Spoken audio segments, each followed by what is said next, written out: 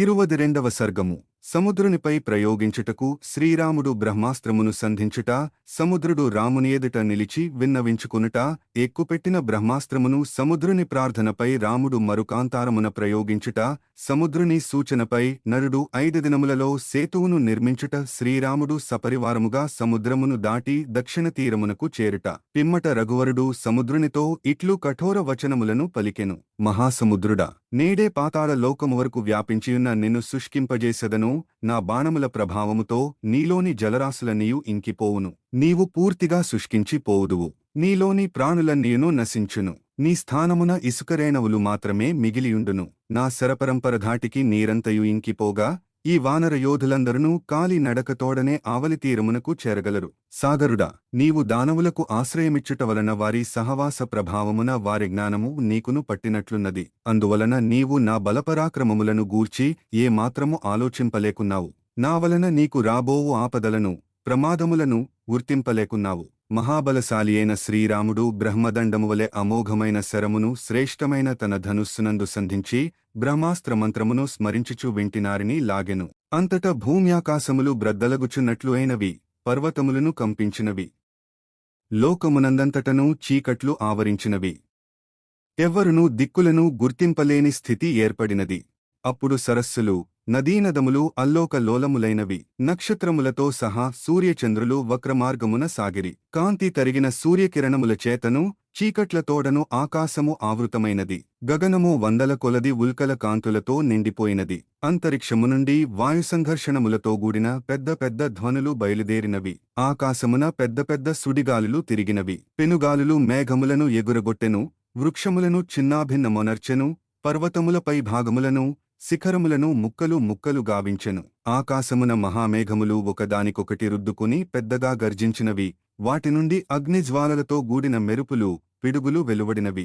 లోకమున కనబడు మనుష్యులు, జంతువులు మొదలగు ప్రాణుల నీయును పిడుగుపాటులవలే గగ్గోలు పెట్టినవి. లోకమునకు కనబడని పిశాచాదులు భయంకర ధ్వనులను గావించినవి. భయాందోళనలకు లోనైన కొన్ని ప్రాణులు భూమిపై పడిపోయినవి. అవి భీతితో వ్యధచెందుచు జడములవలే నిశ్చలముగా పడియున్నవి. ఆ పరిస్థితిలో క్రూరజంతువులతో, జలతరంగములతో, సర్పములతో, రాక్షసులతో గూడిన ఆ మహాసముద్రము మునుపటి కంటెను భయంకరమైన వేగముగలదాయను. ప్రళయకాలముగాకున్నను ఆ మహోదధి తన సరిహద్దును 1 యోజన పర్యంతమూ అతిక్రమించెను. అప్పుడు గర్వోన్మత్తుడైన ఆ సముద్రుడు అట్లు పారిపోవుచుండగా అట్టివానిపై బాణములను ప్రయోగించుట అధర్మమని భావించి శత్రుసూదనుడైన శ్రీరాముడు ఆ సముద్రునిపై బ్రహ్మాస్త్రమును ప్రయోగింపలేదు. పిమ్మట జలనిధి మధ్యము నుండి వెలువడిన సముద్రాధిదేవత మేరుమహాపర్వతము నుండి ఉదయించుచున్న సూర్యునివలే భాసిల్లెను. అట్లు ప్రకటితుడైన ప్రత్యక్షమైన సముద్రుడు మెరయుచున్న పడగలుగల సర్పములను ధరించియుండెను. అతడు మేలైన వైడూర్యములవలే శ్యామవర్ణముతో తేజరిల్లుచుండెను. బంగారు ఆభరణములను ధరించియుండెను. ఎర్రని మాలికలను వస్త్రములను ధరించియుండెను. ఆయన నేత్రములు తామరరేకులవలే మనోహరముగానుండెను. ఆయన తన శిరస్సుపై దాల్చిన పూలదండ వివిధములగు పుష్పములతో విరాజిల్లుచుండెను. ఆ జలధి నుండియే ఉత్పన్నమైన రత్నములచే పొదుగబడిన మేలిమి బంగారు ఆభరణములను దాల్చిన ఆ దివ్యపురుషుడు వివిధములగు గైరికాదిధాతువులతో ఒప్పిడి హిమవంతునివలే స్వచ్ఛముగా విరాజిల్లుచుండెను. అతడు విశాలమైన తన వక్షస్థలము నందు ముత్యాల హారమును ధరించియుండెను. ఆ దండ యొక్క మధ్యభాగమున పాటలవర్ణము గల ఒక మణిపూస కౌస్తుభమువలే రాజిల్లుచుండెను. మేఘముల నుండి వెలువడుచున్న వాయువులచే క్షోభకు గురియైన తరంగములు ఆయన చుట్టూను తిరుగుచుండెను. అచటి సముద్రజలములలో గల పెద్ద పెద్ద మొసళ్ళు పైకి ఎగిరిపడుచుండెను. నాగులు, రాక్షసులు భ్రాంతచిత్తులై కనబడుచుండిరి. వివిధములగు చక్కని రూపములతో ఒప్పుచున్న దేవతలవలే విరాజిల్లెడి గంగా, సింధు మున్నగు నదులతో సమావృతుడైన ఆ సముద్రుడు ధనుర్బాణములను చేబూనియున్న ఆ ప్రభువును సమీపించి ప్రాంజలియే ఆ స్వామిని సంబోధించుచూ ఇట్లునుడివెను. సౌమ్యుడవైన ఓ రఘువీరా, భూమి, వాయువు, ఆకాశము, జలము, అగ్ని అను పంచమహాభూతములు శాశ్వతమైన పద్ధతులనుసరించి తమ తమ స్వభావముల మేరకు ప్రవర్తించుచుండును. వాటికి అట్లుండుట స్వభావము కాగా లోతుగా నుండుట, దాటుటకు శక్యముగాని రీతిగా ఉండుట నా స్వభావము. లోతులేని వాడనగుట అనునది నా స్వభావమునకు విరుద్ధము. దానిని వివరించెదను. దయతో ఆలకింపుము. మహారాజకుమార, సర్పములతో మొసళ్లతో కల్లోలితముగానుండు ఈ జలములను ధనాపేక్షతోగాని లోభ గుణమువలనగాని దండభయమువలనగాని ఏ విధముగనూ నేను స్తంభింపజేయను. రామ, నీవు వెళ్ళుటకు వీలుగా దారిని ఏర్పరచెదను. వానరులు ఈ జలములను దాటుటకు అనువుగా నేను సహించియుందును. సైన్యములు సముద్రమును దాటి వెళ్ళువరకు జలజంతువులు వాటిని బాధింపకుండునట్లు స్థలమును మార్గమును చూపెదను.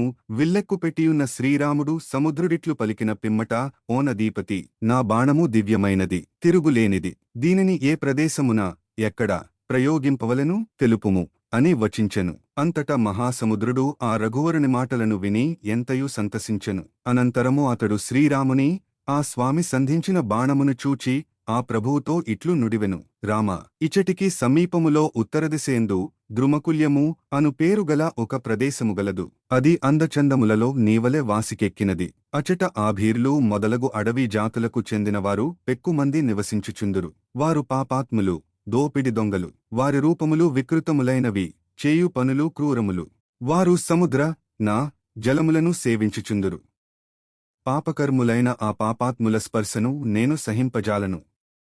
కనుక రాఘవ, అమోఘమైన నీ దివ్యబాణమును అచటివారిపై ప్రయోగింపుము. రఘువీరుడు ఆ సాగరుని మాటలను ఆలకించి ఆయన సూచన మేరకు తన అమోఘమైన మిరుమిట్లు గొలుపుచున్న బాణమును విడిచెను. జ్వాలలను వెలిగ్రక్కుచూ పిడుగువలె భీకరమైన ఆ రామబాణము మరుభూమిగా ప్రసిద్ధి వహించిన ద్రుమకుల్య ప్రదేశమున పడెను. ఆ బాణము యొక్క ధాటికి ఆ ప్రదేశమున మహానాదముతో ఒక గొయ్యి ఏర్పడెను. పాతాళము వరకు ఏర్పడిన ఆ గోతి నుండి జలములు పైకి ఎగజిమ్మెను. ఆ గోయి ఒక దిగుడు బావిగా రూపొందెను. అది వ్రణకోపమును పేరుతో వాసికెక్కెను. నిరంతరము అందుండి ఊరెడినీరు సముద్రజలములవలె ఓపారెను. రామబాణము ద్రుమకుల్య ప్రదేశమును చీల్చినప్పుడు ఒక దారుణమైన ధ్వని వినవచ్చెను. శ్రీరాముడు ఆ బాణమును ప్రయోగించి అచటి జలాశయములయందలి నీటిని శుష్కింపజేసెను. అప్పటినుండి ఆ ప్రదేశము మరుకాంతారముగా ముల్లోకములలో ప్రసిద్ధికెక్కెను. సముద్రమునకు కుక్షిగా మధ్యప్రదేశమున ఉన్న ఆ మరుకాంతారమును శుష్కింపజేసిన పిమ్మట సర్వజ్ఞుడు దివ్యపరాక్రమశాలి అయిన శ్రీరాముడు ఆ భూమికి ఒక వరమును ప్రసాదించెను. ఈ ప్రదేశమున పశువులకు ఇష్టమైన పచ్చిక బయలు సమృద్ధిగా ఉండును, రోగబాధలుండవు. కందమూల ఫలములను, తేనె మొదలగు రసపదార్థములను కొలలుగా దొరుకును, నెయ్యి, పాలు విరివిగా లభించును. సుగంధద్రవ్యములకును వివిధములగు ఔషధములకును ఇచట కొదువయుండదు అని శ్రీరాముడిచ్చిన వరప్రభావమున ఆమరుభూమి పెక్కు శుభలక్షణములతో నిరంతరము వర్ధిల్లెను. సముద్రము యొక్క మధ్యభాగము ఇట్లు దగ్ధము కాగా ఆ సాగరుడు సకల శాస్త్రకోవిదుడైన ఆ రామచంద్రప్రభువుతో ఇట్లు నుడివెను. సౌమ్య, వానర యోధులలో ప్రముఖుడైన ఈ నలుడు విశ్వకర్మ యొక్క కుమారుడు, శుభలక్షణములు గలవాడు. తండ్రి అయిన విశ్వకర్మ ఈతనికి నీవు నాయంతటి శిల్పకళానిపుణుడవు కాగలవు అని వరమును ఇచ్చెను. తండ్రివలే ఈ వానరుడు నలుడు మిగుల ఉత్సాహము గలవాడు, కార్యదక్షుడు. కనుక ఇతడు నాపై సముద్రముపై సేతువును వంతెనను నిర్మింపగలడు. నేను దానిని భరింపగలను. సముద్రుడు ఈ విధముగా పలికి అంతర్ధానమాయెను. పిమ్మట వానర ప్రముఖుడు మిగుల బలశాలి అయిన నలుడు లేచి అంజలి ఘటించి శ్రీరామచంద్రప్రభువునకు ఇట్లు విన్నవించెను. స్వామి, సముద్రుడు తెలిపిన విషయము యథార్థము. తండ్రి వలన నాకు లభించిన శక్తి సామర్థ్యముల వలన సువిశాలమైన ఈ జలధిపై సేతువును నిర్మింపగలను. లోకములో కృతజ్ఞత లేని వారియడ దండనీతిని ప్రయోగించుటయే ఉత్తమమని నా అభిప్రాయము. అట్టివారి కృతఘ్నుల ఎడ దయజూపుట, బుజ్జగించుట, దానమిచ్చుట పనిచేయవు. వాస్తవముగా ఈ సముద్రుడు కృతఘ్నుడు. రామ, మీ వంశమువాడైన సగరుడు తన పుత్రుల ద్వారా సముద్రమును ఏర్పరచెను. ఇప్పుడితడు కృతజ్ఞతాభావముతోగాక నీవు దండింతువను భయముతో మాత్రమే సేతు నిర్మాణ కార్యమునకు మార్గమును సుగమము చేసినాడు.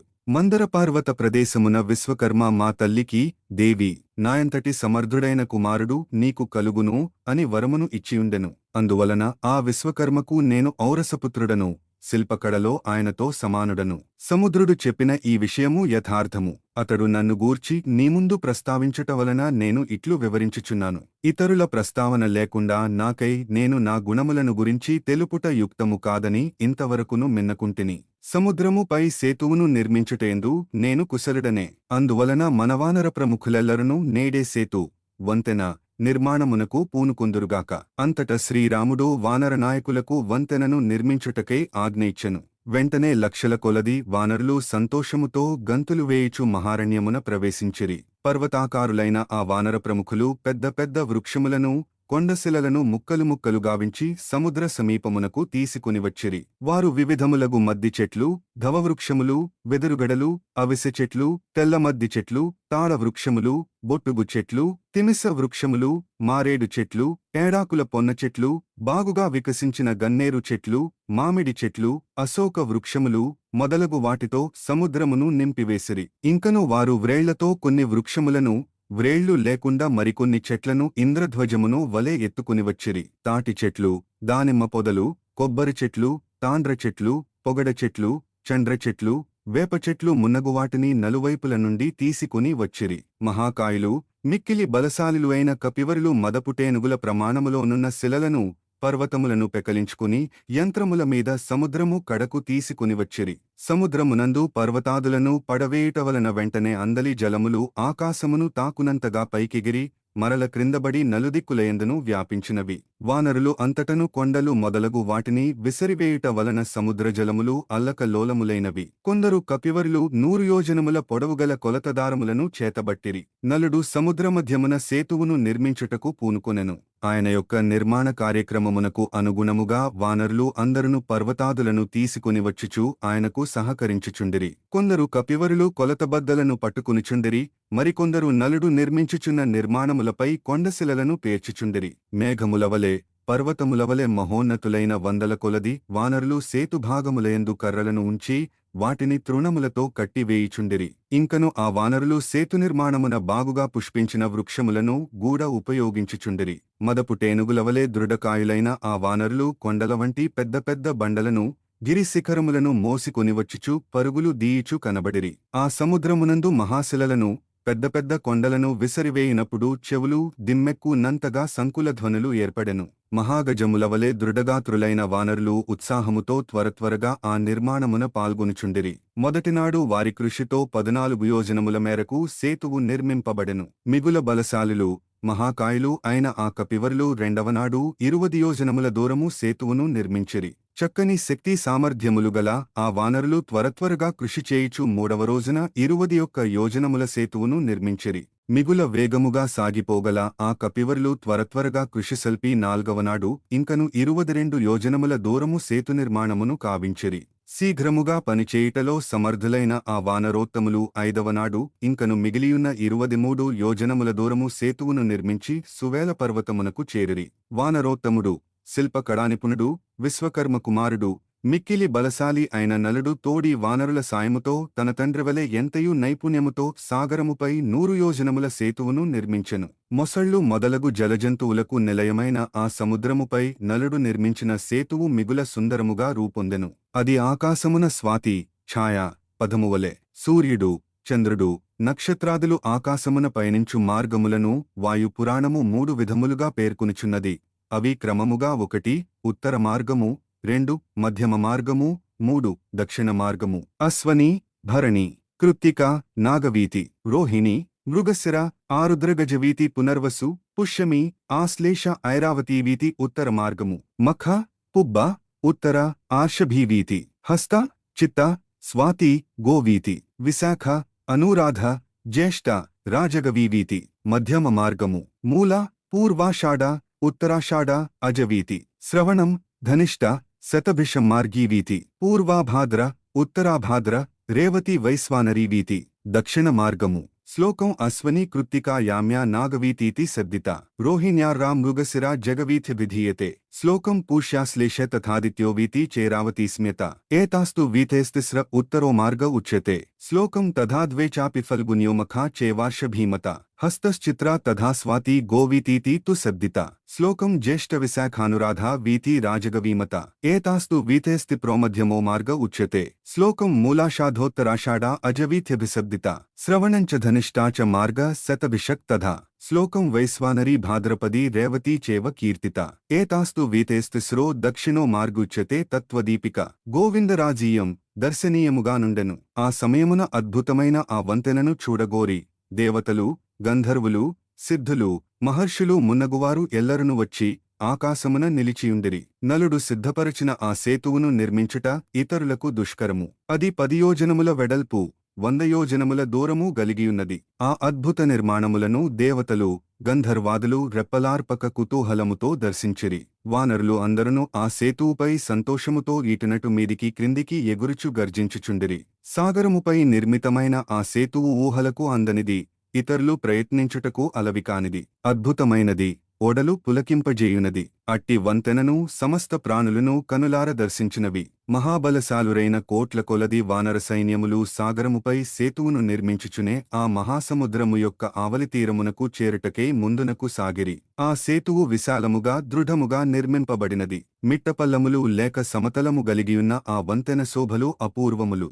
అది సముద్రమునకు పాపట సీమంతము వలె శోభిల్లుచుండెను. అంతట విభీషణుడు గదాపాణియే సచివులతోగూడి సముద్రము యొక్క ఆవలి దక్షిణ తీరమునకు చేరెను. ఒకవేళ శత్రుపక్షము వారు సేతువును భగ్నమొనర్చుటకై వచ్చినచో వారిని ఎదిరించి దెబ్బతీయుటకై అతడు సిద్ధముగానుండెను. పిమ్మట సుగ్రీవుడు సత్యసంధుడైన శ్రీరామునకు ఇట్లు విన్నవించెను. రఘువీరా, నీవు హనుమంతుని భుజములపై ఆరోహింపుము.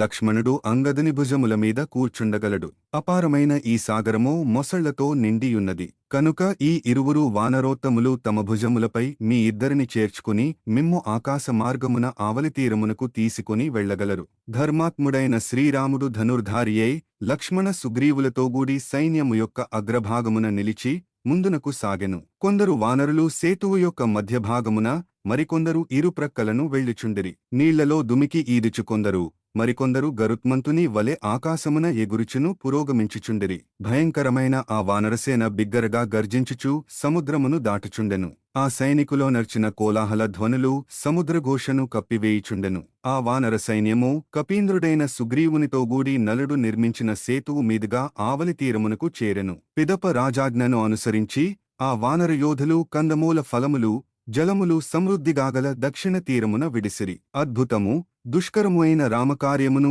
జూచి దేవతలు సిద్ధులు చారణులు మహర్షులు శీఘ్రముగా ఆయనను సమీపించి పవిత్ర జలములతో వేర్వేరుగా ప్రభువును అభిషేకించిరి. పిదపవారు నరోత్తమ, శత్రువులను జయించి చతుస్సాగరపర్యంతము వ్యాపించియున్న ఈ భూమండలమును కలకాలము పాలింపుము అని నరులకును దేవతలకును మాన్యుడైన శ్రీరాముని వివిధములగు శుభవచనములతో ఆశీర్వదించిరి. వాల్మీకి మహర్షి విరచితమై ఆదికావ్యమైన శ్రీమద్ రామాయణమునందలి యుద్ధకాండమునందు ఇది 22వ సర్గము.